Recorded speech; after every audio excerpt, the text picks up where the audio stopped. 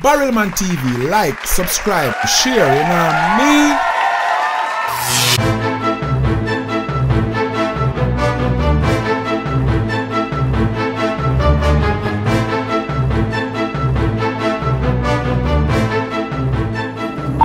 So Honda Odyssey, female, white, texting with a black cell phone in her right hand as she's driving. Oh, I'm trying to have her. Yeah, that's the one right in front of you there, the black Odyssey. Yeah, it's going to be at 10:50 hours. Location is going to be Young and Savage. We can't be everywhere at all times, but if we're able to make these observations on these main roadways, we know that the message will get out there. So I think in bringing in the public, bringing in our community partners, that'll allow us to work together to ultimately try to lower the amount of distracted driving that's out there. So we got on the bus today. First of all, I'm going to be talking to the driver, letting them know why we're there, right? Once I'm up there, I like to sit in an elevated area, usually towards the back of the bus. That way you've got a greater way of looking into the vehicles that are both going with the traffic or against it. And then once I situate myself there, I let the guys know who are around the area. This is the bus I'm on, this is the direction we're traveling, and I'll give off landmarks so that way they know if some are in the front or some are trailing behind, kind of the general area where I'm at. So you're looking through the bus window into the vehicles as they're traveling either beside us or going opposite us. Sometimes if it's a higher commercial motor vehicle, you're looking directly across at them. And you're going to see what they're doing, right? Some people are two hands on the wheel doing exactly what they're supposed to be doing. Other times, you're going to get those people holding the morning coffee, the morning sandwich. And they're just trying to get to work or they're trying to get where they have to go when they're driving down the road. So I'm going to look for the type of the car, color, make, model. I'm going to try to describe the type of phone they're using, right? Whether it's an Apple phone or a Samsung, whether it's in a case or not in a case, and where they're using it. Is it going to be in their right hand, left hand? Is it up by their ear or is it down by their waist and while they're texting and driving? We can't be everywhere at all times. Maybe the next time they're driving down that road and they see a bus, well, is this the one that the police are on or not? Okay, fellas, white Dodge minivan, female driver. She's in the lane number 1, about to go southbound as the light changes, operating a handheld device in her left hand, texting while driving. We're trying to engage the public so that they can help us in a partnership. If they see us out there full uniform on a bus, they're going to start asking questions. And if we can get out there and say, this is what we're doing, this is why we're on the bus, they're going to be able to work with us. There's been times that people have actually engaged us as officers to say, you know, did you see that guy or did you see that woman, she was texting, and they're actually trying to help us as well. There's always going to be people that sometimes think that it's not the best tactic, it's not a fair tactic. We're going to use different tactics as people change their ways of getting the information out to their friends. Where we used to have mobile or stationary enforcement, this is just a different way. We're still being mobile in our enforcement, we're just using a different vehicle and doing it.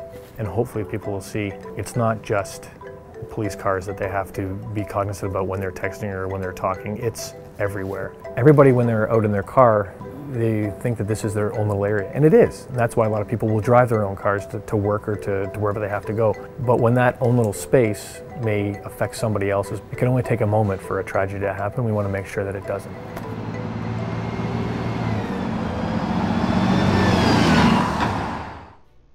All right, so since you all watched that and you see how far the Canadian authorities or the police will go to make sure that you do not violate this very, very serious distracted driving rule, you know what I mean? It is very significant. It's a big change, you know what I'm saying? So it is there, I'm sure, to be a big deterrent to people. It will cost it in your pocket and they will take the bus to make sure that they catch you, because people looking out for car, they're looking out for police car on the road and all that sort of stuff, but they're doing, you know, they're finding creative ways to make sure that they stop people who have these very bad habits, which are things that we normally do, you know what I mean, and we don't pay it any attention until something serious happens. This law came into effect the 1st of January 2019. All my Jamaican friends, make sure that when you are driving on the roads, we have all developed an habit of texting, taking calls and all that sort of stuff while we are driving. Tell persons that soon come, 5 minutes away to whatever it is. They are very serious. As you see, they are on the bus, they are looking through windows, all kind of little things. So make sure that you do not get caught right there. Using your phone to talk, text, check maps, or choose a playlist while you are behind the wheel all count as distracted driving, and they put you and others at risk. Other activities like eating, reading, or typing a destination into your GPS are also dangerous when you are behind the wheel. It doesn't matter if you're on a highway or stopped at a red light, distracted driving could cost you.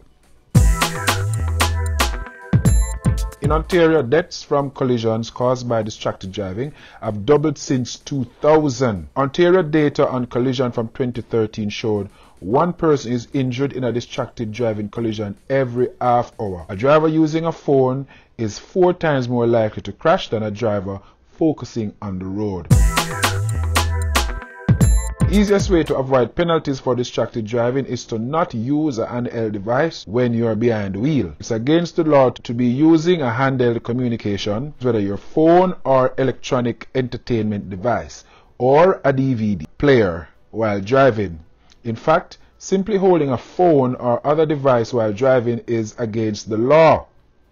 You can use hands-free device, example Bluetooth, but only to turn it on and off.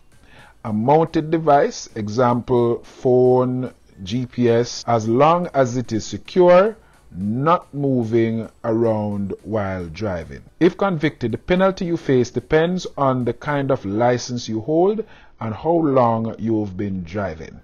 So drivers with A to G license, if you have a B, C, D, E, F, G and or M license, you'll face bigger penalties when convicted of distracted driving. First conviction, a fine of $650 if settled out of court, including a victim surcharge and fee. A fine of up to $1,000 if a summons is received or if you have the ticket in court and lose. 3 demerit points, 3-day suspension. For a second conviction, a fine of $650 if settled out of court, includes a victim surcharge and court fee. A fine of up to $2,000 if a summons is received or if you fight the ticket in court and lose. 6 demerit points and a 7-day suspension.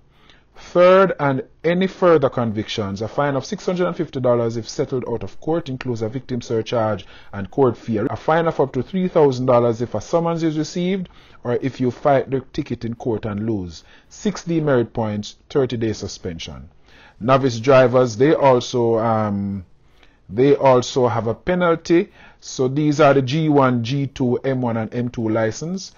If they are convicted of distracted driving, you'll face the same fines as drivers with an A to G license, but you won't receive any demerit points because they don't really have a real license.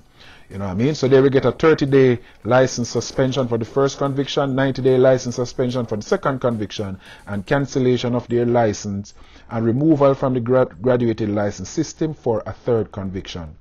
To get your license back, you would have to redo the GLS program.